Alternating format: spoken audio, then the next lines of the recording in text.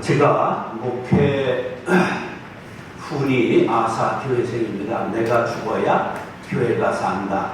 내가 죽으면 교회가 산다.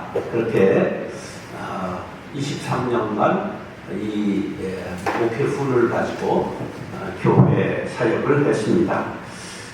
그 바탕이 됐던 성경 구절이 바로 갈라디아서 2장 20절이기도 합니다. 제가 한번 갈라디아서 2장 20절을 읽겠습니다.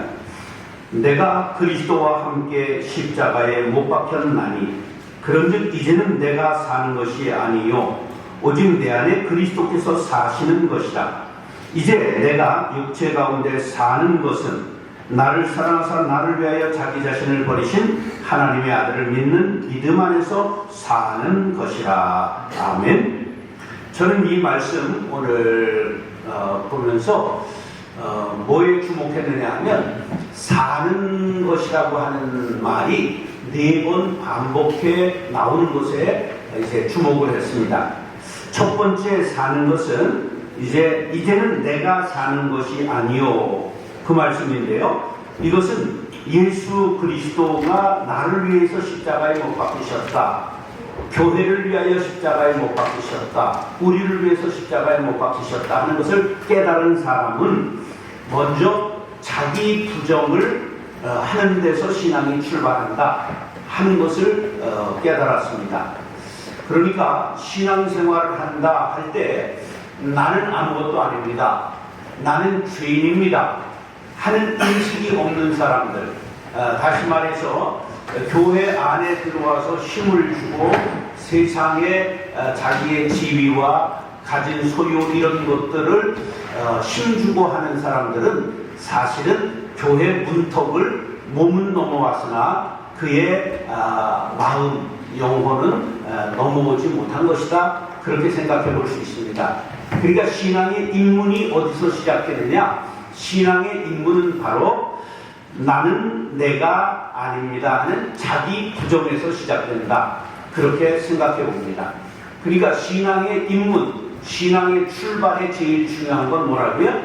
자기 부정이다 하는 것을 우리가 생각해 보았으면 좋겠습니다.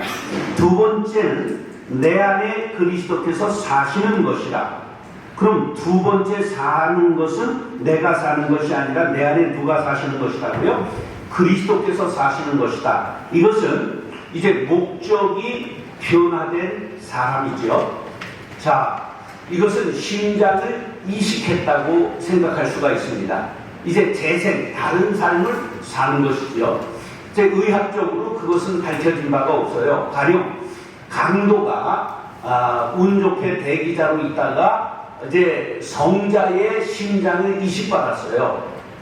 그러면 그가 그 성자의 삶을 살지 강도의 마음을 갖고 살지는 의학적으로 밝혀진 바가 없습니다.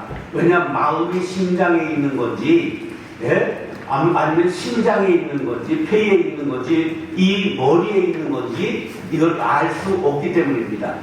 그러나 그가 진정으로 내가 다른 사람의 희생을 통하여 새 삶을 얻었다 생각한다면 그 삶이 이전의 강도의 삶이 아니라 조금은 달라진 삶을 살려고 하지는 않을까? 이런 생각을 해볼 수 있겠지요. 그래서 두 번째 내 안에 그리스도께서 사시는 것이라 하는 것을 깨달았다는 것은 삶의 목적이 변화된 것을 뜻합니다. 자, 그 다음에 세 번째는 내가 육체 가운데 사는 것은, 자, 우리가 이제 내 안에 그리스도께서 살고 이제 목적이 변화되었으면 바로 천국에 갔으면 좋은데 천국으로 바로 가지 않고 육체를 가지고 그대로 살거든요.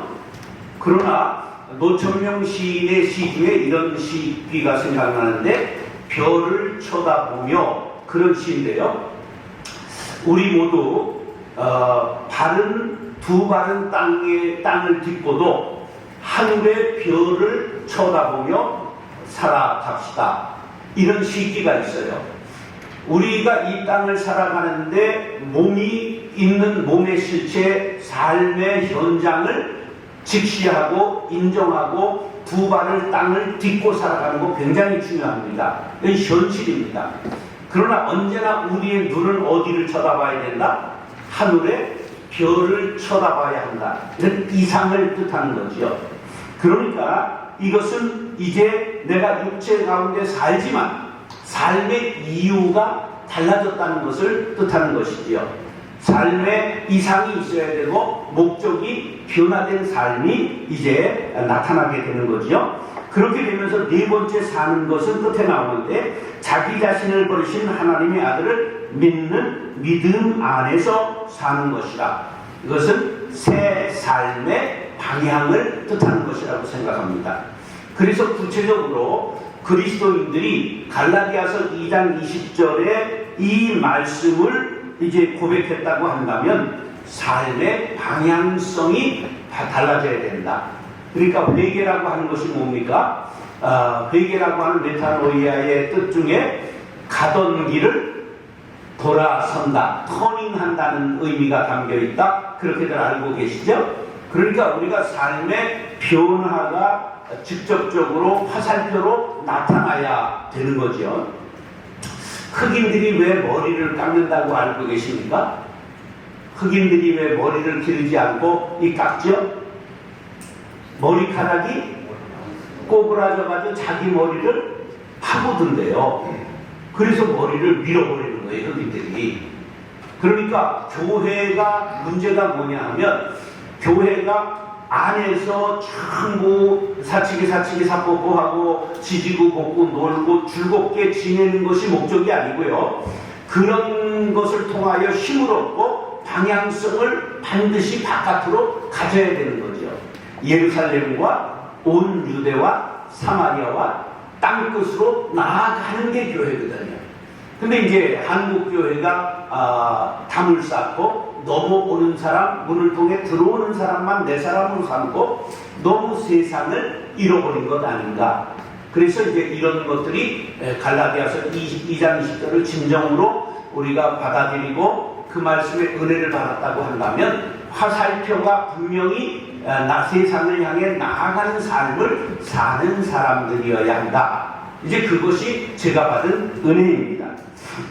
이 갈라디아서 2장 20절을 이제 그러면 어떻게 구체적으로 삶에 적용하느냐 보면 시작을 이렇게 하죠. 내가 그리스도와 함께 십자가에 못 박혔나니. 그러면 우리가 십자가에 못 박아야 할 것들이 무엇인가?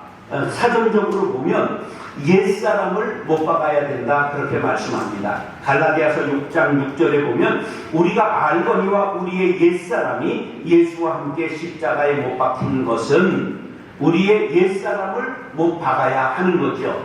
자기 이익적이고 자기 중심적이고 자기 본의적인 옛사람, 욕심 충만하고 남을 밟고서라도 출세하고 일어서야 되는 옛사람, 이것을 십자가에 못 박아야 하는 거죠.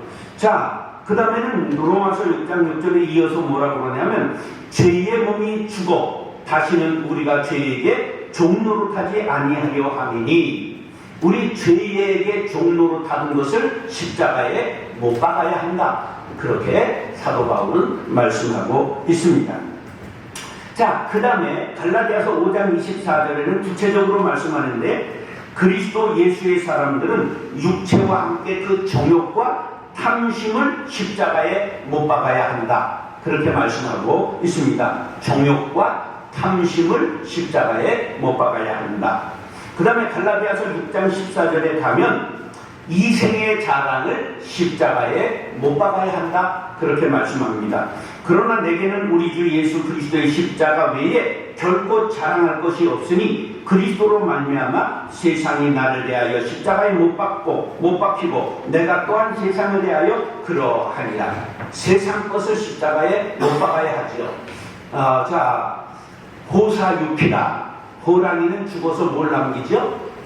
가죽을 남기죠. 그럼 인사유명이다. 사람은 죽어서 뭘 남깁니까? 이름을 남기죠. 저는 이것은 세상적인 가치관이라고 생각하고 우리 그리스도인들은 죽어서 명패를 하나님 앞에, 우리 주님 앞에 반납하고 이름도 없이 바람과 같이 사라져야 천국에서 나타나지 않을까? 이렇게 생각합니다. 그래서 이 세상에서 이름을 남기려고 하는 것까지도 사실은 반납해야 한다. 그렇게 생각합니다. 뭐 이 교회를 내가 세웠다. 그러니까 자기 이름을 드러내려고 하는 그 욕심, 그리고 내가 했다고 하는 그것 때문에 아들에게 이어져야 하고, 자기가 끝나고도 핸들링 해야 되고, 거기에서 끝까지 부귀영화를 누려야 하는 것, 이것은 세상적 가치관이 아닐까? 이런 것들 전부 내려놔야 한다. 그렇게 이생의 자랑까지도 전부 우리가 반납해야 된다. 사실은 우리가 주님 앞에 벌거벗은 것 같이 드러나면 부끄러운 것밖에 없지 않겠습니까? 왜? 내 마음의 속 생각까지도 다 아시는 주님 앞에 뭘 그렇게 자랑할 것이 있을까? 그래서 이생의 자랑을 십자가에 못 박아야 한다. 그렇게 생각합니다. 그 다음에 베드로전서 2장 24절에 보면 자신의 죄에 대하여 죽어야 한다 말씀하고 있습니다. 이건 뭐냐면 우리가 점점 자라가야 한다는 것을 뜻하는 거겠죠. 예수 안에서 우리가 신령한 사람으로 완덕에 이르는 길, 그것이 이제 믿음의 덕에 인내의 절제를 뭐 이렇게 쭉 나가는 것처럼 우리가 온전히 형제 사람의 사랑을 공급하기까지 완덕에 이르는 길을 스텝 바이 스텝으로 나아가는 사람들이 되기 위해서는 자신의 죄를 깨닫고 십자가에 못 박는 삶, 이것이 바로 우리가 십자가에 못 박아야 할 것들이 아니겠는가, 그렇게 생각합니다. 자, 그 다음에 이 말씀 끝자락에 보면 자기 자신을 버리신 하나님의 아들을 믿는 믿음, 그런 말씀이 나와요. 그럼 자기 자신을 버린 주님을 본받는 삶은 무엇일까? 그것은 바로 창세기 35장 2절에 하나님을 다시 만난 야곱이 이방신을 가족들에게 다 버리라고 말하면서 너희 중에 이방 신상들을 버리고 그랬습니다. 신상을 버리는 게 아니라 신상들을 버리라고 그랬어요. 그러니까 우리들에게는 우리가 섬기고 있는 신상이 하나가 아니고 여러 가지가 있을 수 있죠. 세상의 명예와 부귀와 장수와 많은 것들이 있지요. 이런 것들이 우리가 버려야 할 세상의 가치관들.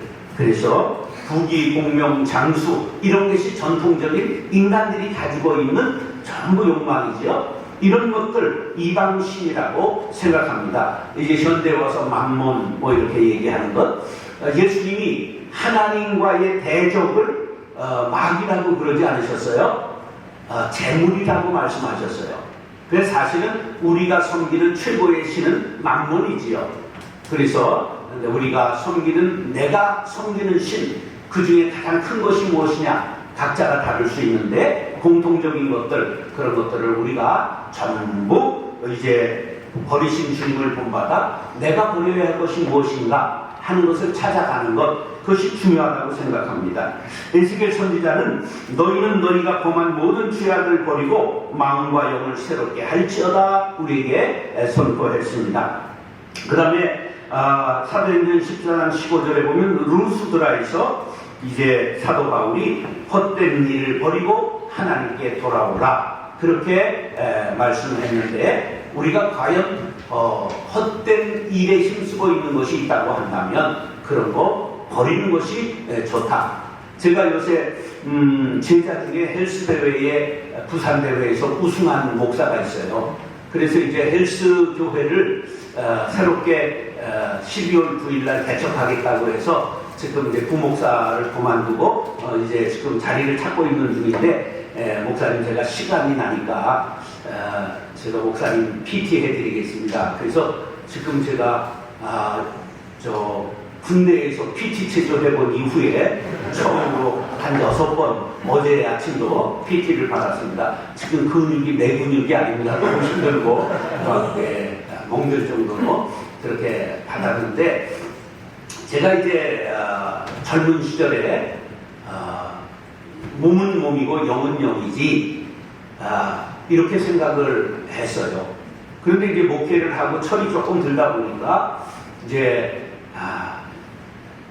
바로 건강이 영성이다.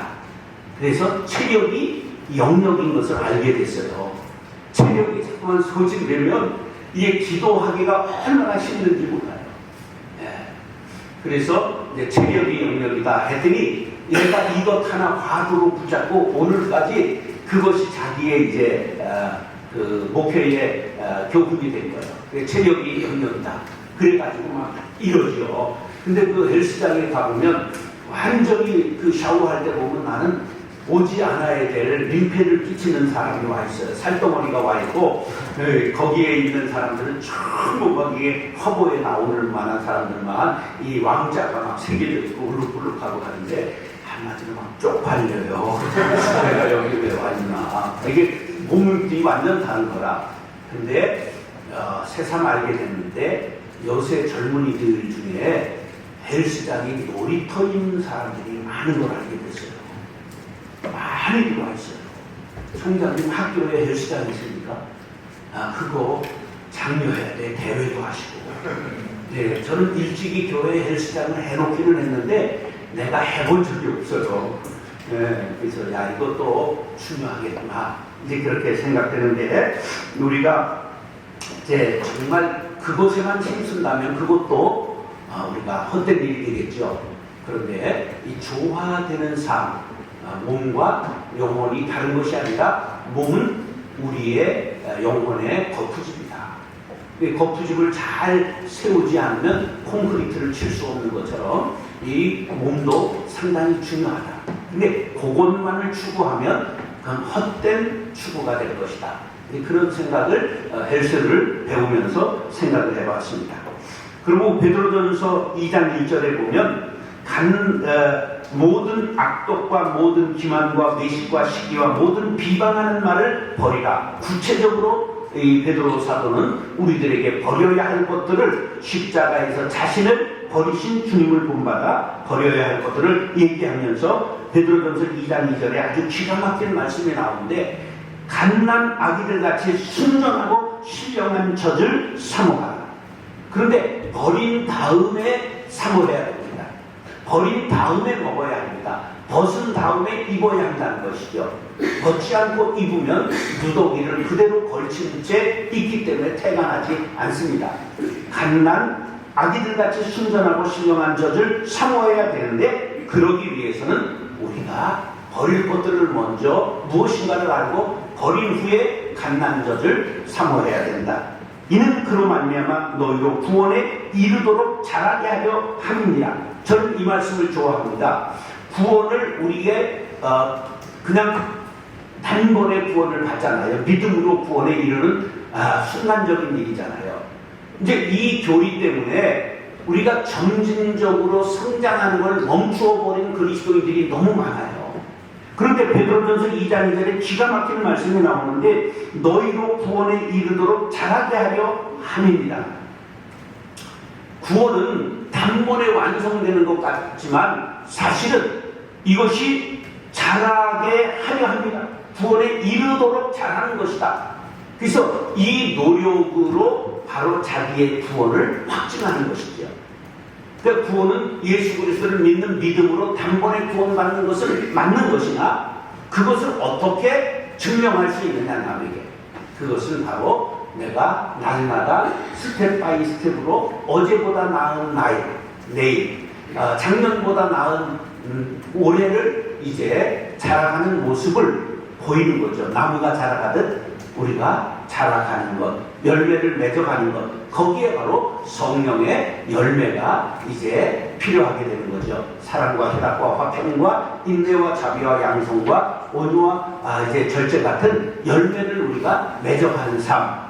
이제 그런 것들이 우리가 바로 구원에 이른 증명이 되지 아니하겠는가. 이제 그렇게 오늘 말씀을 해설하는 것을 이제 여기까지 마치겠고, 그러면 너는 뭐 했냐 하는 것을 이제 제 삶을 돌아봤어요. 그럼 과연 정성진 너는 목회 여정에서 주님을 본받아서 십자가에 못 박고 버린 것은 무엇이냐? 네가 주님을 본받아 삶을 산 것은 무엇이냐? 내 안에서 그리스도가 사신 증표는 무엇이냐 하는 것을 제가 한 16가지를 찾아봤습니다.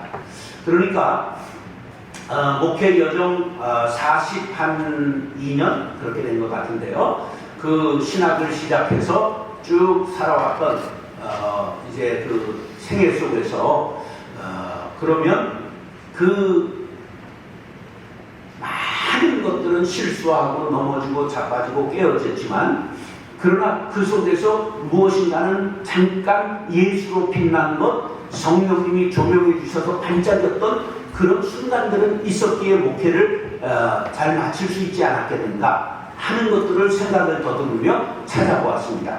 자, 제가 처음에 신학교, 야간 신학교 서울장신야간부를 나와서 4학년 때 목사가 되려고 생각하지 않고 전도사로 평생 어려운 사람들, 가난한 사람들, 나를 필요로 하는 사람들이 누굴까 생각하면서 폐광촌을 찾아갔습니다. 충북 음성군 금왕읍 용계리라고 하는 우리나라 북쪽에는 운산광산이 큰 광산이 있고요. 남쪽에는 금왕광산, 옛날 우리 지리부도에는 무극광산이라고 그랬습니다. 그 무궁리 옆에 있거든요. 무극광산이 아주 큰 광산이었는데 그것이 폐광된 지 13년 된 마을. 폐광이 되면 이제 아무것도 남지 않습니다. 왜 태백에 카지노를 세웠을까요? 폐광이 되면 아무것도 남지 않고 다 떠나요. 그러니까 거기에 이제 카지노를 해서 지역을 살리겠다고 카지노가 들어온 거예요. 그러니까 금왕광산, 금왕읍이에요. 금이 왕성하다는 뜻이에요. 왕성할 왕자. 그러니까 얼마나 금이 많았으면 이름 읍 자체가 금왕읍인데 폐광되니까 얼마나 가난해졌느냐 하면 전국의 네 단위에서 5번째 가난한 마을, 충북 충남에서 가장 가난한 마을이 이제 용계리가 되었습니다. 180호가 남았는데 나는 평생 가난한 사람들을 섬기며 살겠다. 그래서 할머니 5명 남은 교회의 담임전도사로 부임을 했습니다.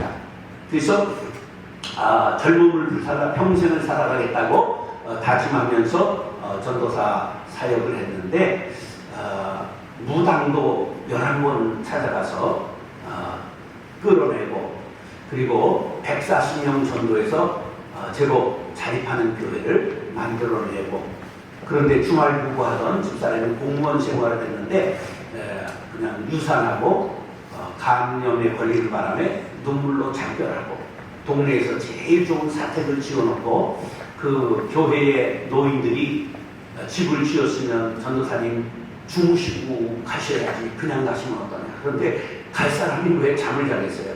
그래서 목사님 모셔놓고 눈물로 작별하고 31에 이제 올라왔던 그런 경험이 있습니다. 그러니까 우리 주님이 십자가에서 버리신 것처럼 나도 나를 위해서 살지 않고 주님을 위해서 살겠다. 그렇게 해서 1호 담임을 폐광촌에 가서 했던 그 눈물의 경험이 있습니다. 그 다음에 이제 두 번째 생각나는 것이 제가 이제 많은 우여곡절을 겪고 방송통신대를 해가지고 장로의 신학대학원을 입학했습니다. 입학해서 데모하다 잘리기도 하고 다시 회장도 되고 전국신학대학원 학생대표자 협의회를 만들어 초대 전국 의장도 하고 아주 파란만장한 생애를 살다가 돌고 돌다가 천호동 광성교회 부목사로 부임했습니다. 그런데 그때 사례가 전국에서 제일 많았어요. 지금부터 한 32년 전에 32년, 3년 전에 200만 원의 보너스 600%를 줬습니다. 그러니까 벌써 33년 전에 월 300만 원의 사례를 받았다고 하면 얼마나 많이 받은 건지 알겠죠? 그런데 집사람은 공무원 15년 3개월을 하고 있었어요. 그래서 제가 얘기했습니다. 숭은 절밥 먹어야 되고 목사는 교회밥 먹어야 된다. 여보 수고했는데 직장 그만둬라. 집사람이 4년만 더 하면 19년 6개월을 하면 연금이 나와요. 예. 근데 6급으로 진급을 나왔는데 반납하고 퇴직했어요. 일주일 울고 공무원 퇴직했습니다. 그러니까 사실은 전에 교회 사례 봤던 것과 집사람 월급 합치면 훨씬 많거든요. 그런데 그것도 뒤로 후진했습니다. 목사는 교회가 먹어야 된다. 그래서 그걸 나중에 모셨던 우리 스승 김창인 목사님이 아니 그 멀쩡한 공직 생활을 왜 그만두라고 그러지도 않았는데 그만뒀어. 그걸 꾹꾹 계셨다가 제가 담임 나온 후에 그런 말씀을 하신 적이 있습니다. 근데 저는 그런 것들이 바로 우리가 십자가에 못 박아야 될 것들이 아닌가 그때는 그렇게 생각했습니다. 근데 지금은 절대 우리 제자들이나 보면 사모님 끝까지 가라. 절대 사표는 큰일 난다. 세상에 그렇게 얘기를 합니다.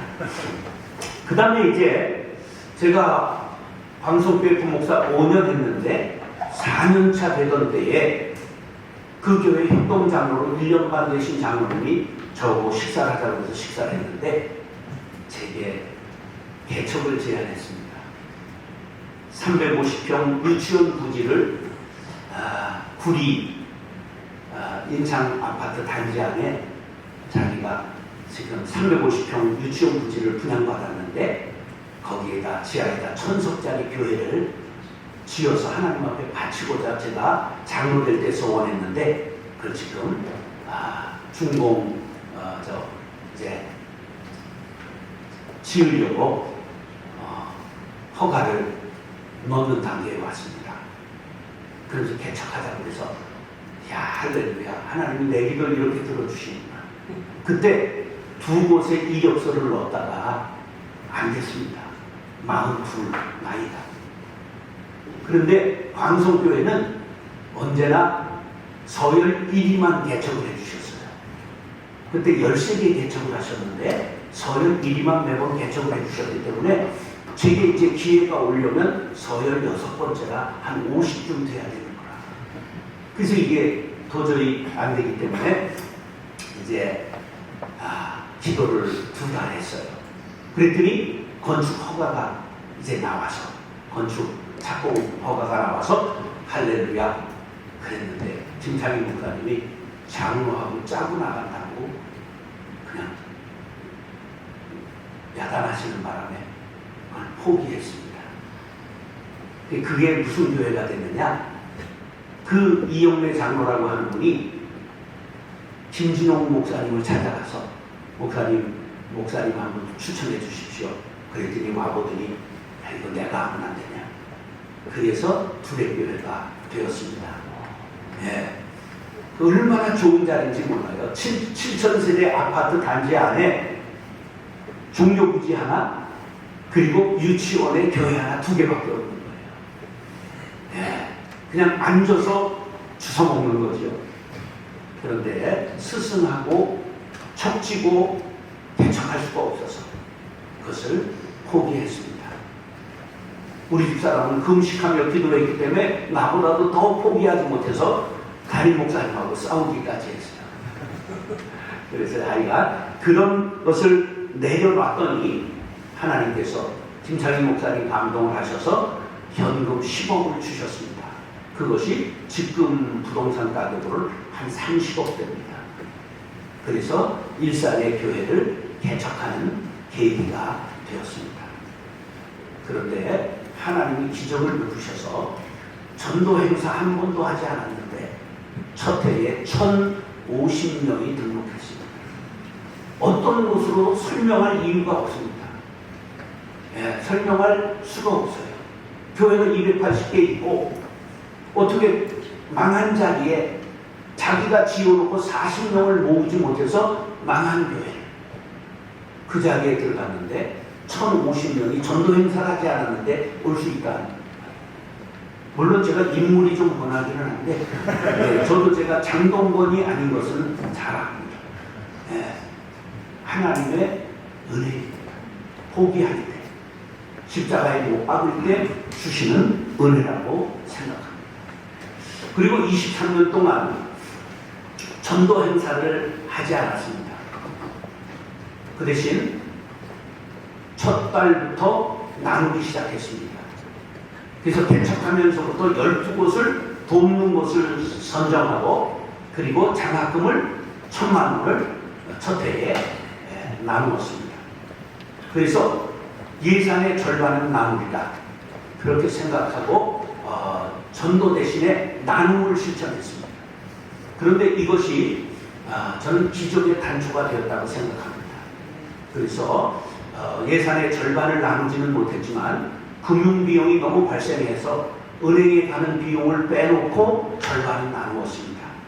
그래서 은퇴하는 해에는 한 해에 45억을 바깥에 줄 수 있었습니다. 그래서 은퇴할 때까지 교회에 등록한 것은 5만 명 등록했고 그리고 신방 가면 그 가족들이 더 등록하게 돼서 한 6만 명이 등록을 했습니다. 그런 기적을 하나님께서 전도 대신 나눔을 실천했더니 전도 행사 한 번도 하지 않고 수많은 사람들이 하나님께로 나오는 그래서 저는 소문이 전도한다는 것을 알았습니다.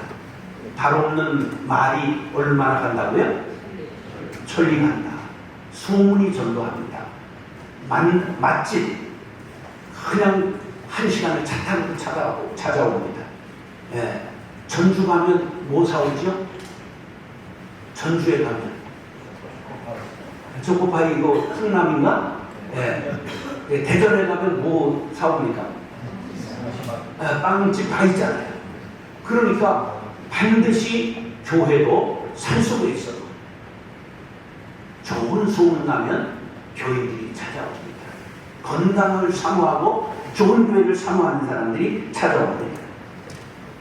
그 다음에 제가 학교를 시작하면서부터 유치원을 시작했습니다. 이게 어디서 자라는 거냐면 바로 김일성이한테 배운 겁니다.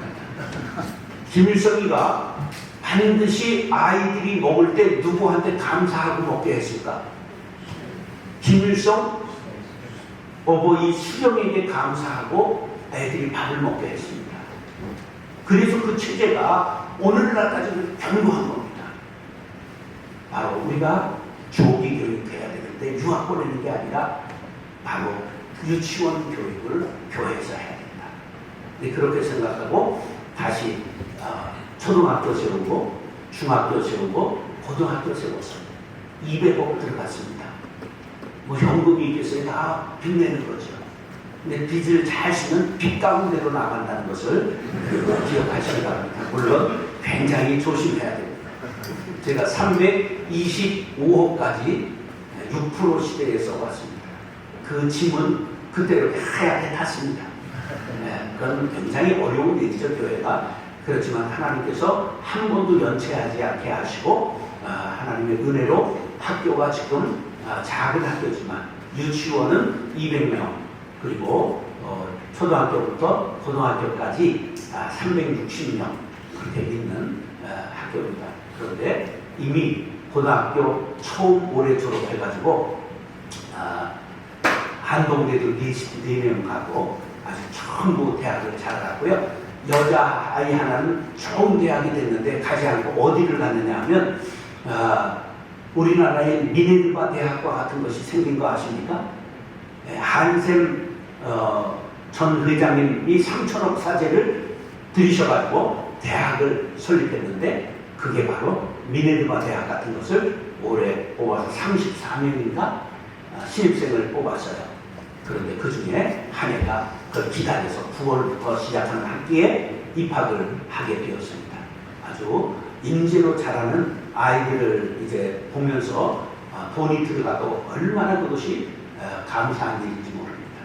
이제 초대 선교사들을 본받아서 우리 그 광성드림학교도 외국의 인재들을 길러야 되겠다 이렇게 생각하고 교장과 행정실장과 그리고 이사장 세 분이 요 추석 명절에 어딜 갔다 왔느냐면 스리랑카에 가져갔습니다. 스리랑카에서 인재 한 명을 데려다가 전부 먹이고 입히고 재우고 가리켜서 그 나라의 인재로 한 해에 한 명씩을 하겠다고 생각하면서 요번에 가서 아이 선발하러 스리랑카를 갔다 왔다고 어제 전화가 왔습니다. 얼마나 감사한지 모릅니다. 우리도 선교하고 보훈하는 교회들이 되어야 되겠죠. 그 다음에 제가 이제 교회는 반드시 교회 안에서 일만 아니라 개인 구원뿐만 아니라 사회 구원에 힘써야 된다.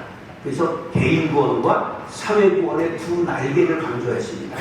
그래서 사회복지 쪽을 일찍이 시도를 해서 해피월드 복지재단을 세웠는데, 해피월드 복지재단은 최근에 직원이 몇 명이냐 물었더니 계약직까지 한 1000명 됩니다. 그렇게 얘기하더라고요. 우리나라 복지재단 중에 교회 중에서는 제일 크고, 그리고 사회복지재단 중에서도 순위에 들어갈 만큼 큰 지금 복지재단을 이루었습니다. 그래서 관장만 8명이 있습니다. 그들의 연봉이 8천만 원입니다. 관장들이 굉장히 고급 지위더라고요. 그래서 야, 어떻게 나보다 많이 받냐? 현직에 있을 때도 그랬는데, 반그게 공무원 사회입니다. 사회복지 기관들이. 그리고 정부의 지자체에 전부 지원을 받기 때문에 그런 것들을 이루었고요.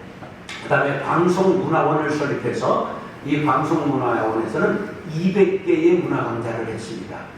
이거 학교 법인 이게 소속인데, 그래서 방송문화원도 이제 설립해서 각종 문화 강좌를 전부 지역 주민들을 위해서 200개까지 했고, 지금은 이제 코로나를 거치면서 얼마나 남았는지 모르겠어요.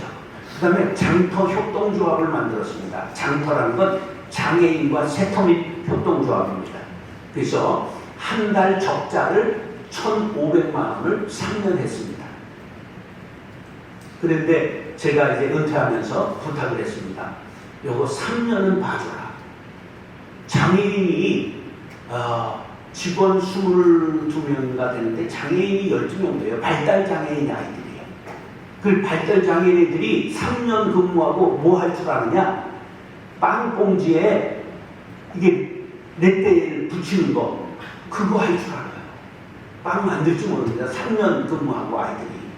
그리고 4시간 하루 근무하고 닷새 근무하는데 관리하는 직원을 둬야 됩니다. 아이들 관리하는 직원.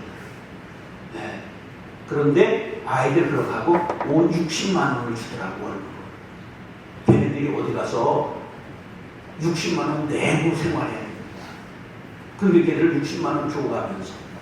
그러니까 어떤 현상이 일어났느냐 하면, 장터 협동조합은 1년에 1억 8천 이상 손해를 봐가면서 운영을 했는데, 발달장애인 부서가 부흥을 해가지고 자그마치 발달장애인 예배가 4개 있습니다. 어린이부, 학생부, 청년부, 장로.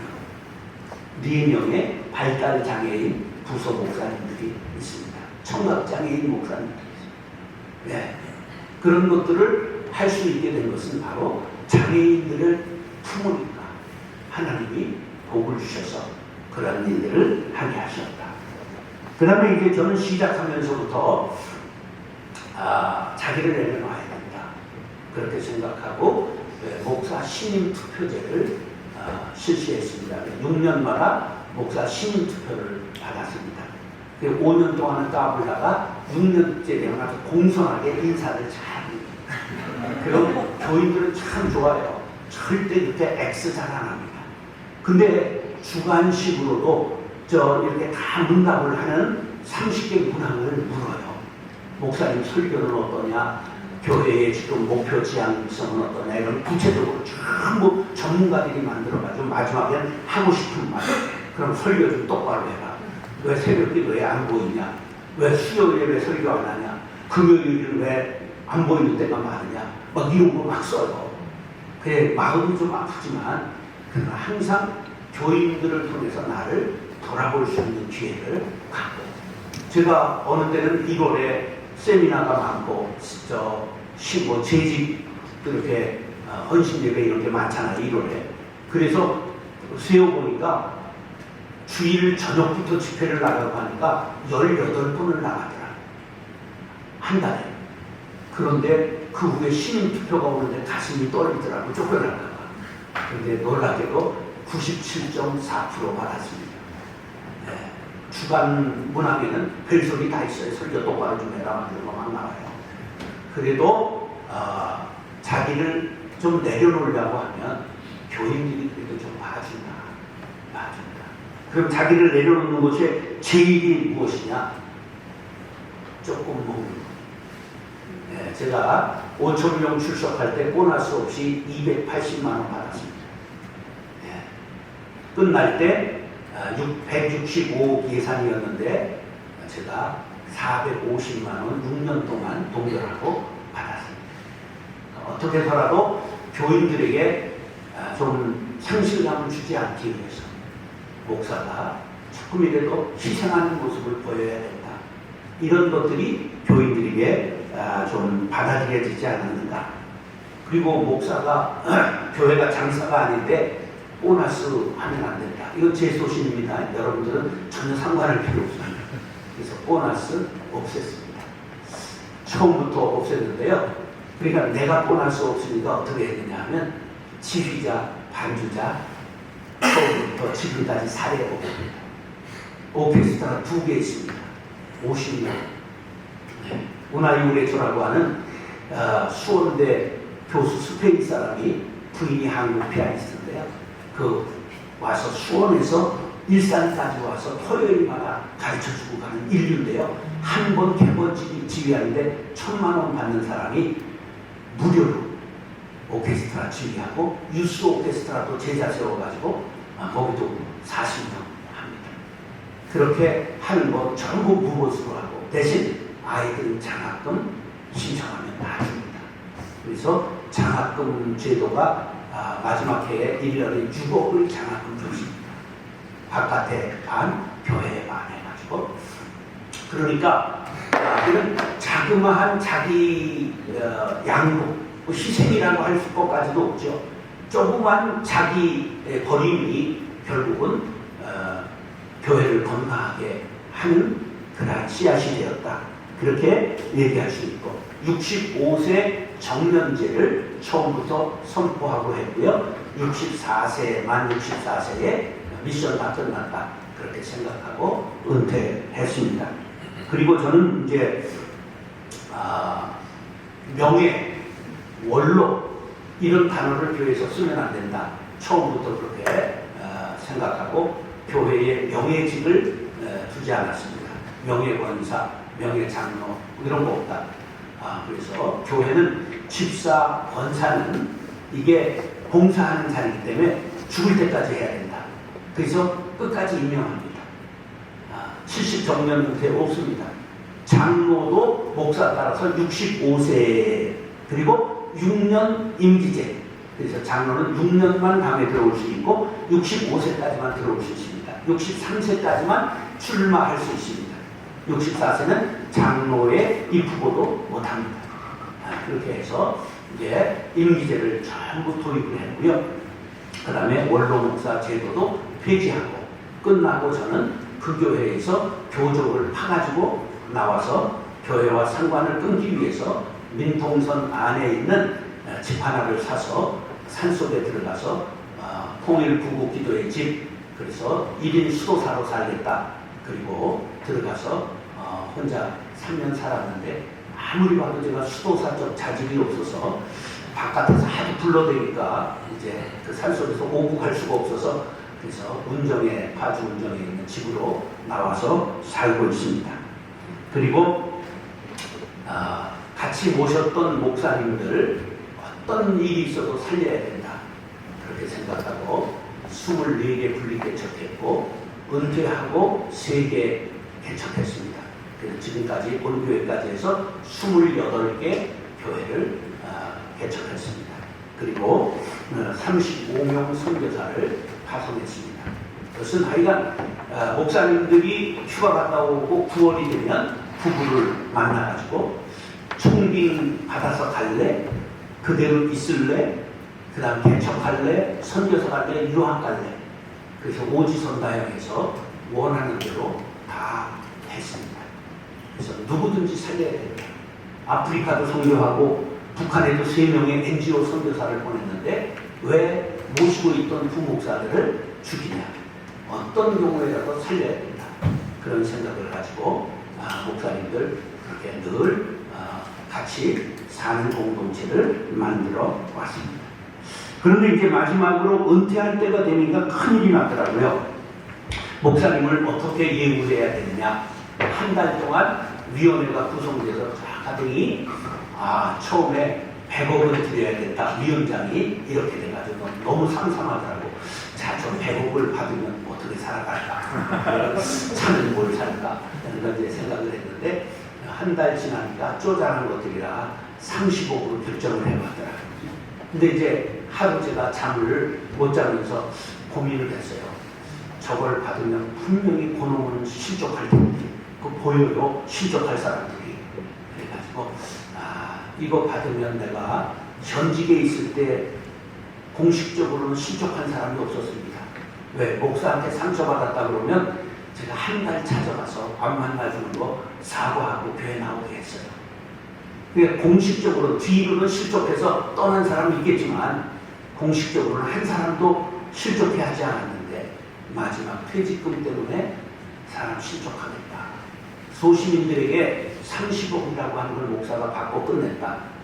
그러면 많은 사람이 실족할 거예요. 상실감을 가질 거예요. 그래서 고민하고 하루 만에 당회 소집해서 우리 이거 받지 않겠다. 그리고 교회와 함께 이제 완전히 떠나게 되었습니다. 저는 그 교회 교인도 아니고 그 교회 목사도 아닙니다. 그 교회에 제 이름이 남아있지 않습니다. 네. 그리고 이제 강남대학에서 이렇게 불러주셔서 감사하게 이제 그때 석자 교수를 하고 있는데 이것도 제 옷이 아니라고 생각해서 언제든지 반납하려고 준비하고 있습니다. 하여간 여러분들 오늘 저는 학자라고 하는 것을 싫어합니다. 제가 학자 공부를 안 했기 때문에 저는 이제 목사로 목회만 한 사람이고 어떻게 하면 교회를 건강하게 할까. 그것에만 모든 저의 목표가 있었기 때문에 오늘 이제 신학적인 이야기보다는 이렇게 간증으로 얘기를 나누게 되었습니다. 들어주셔서 감사합니다.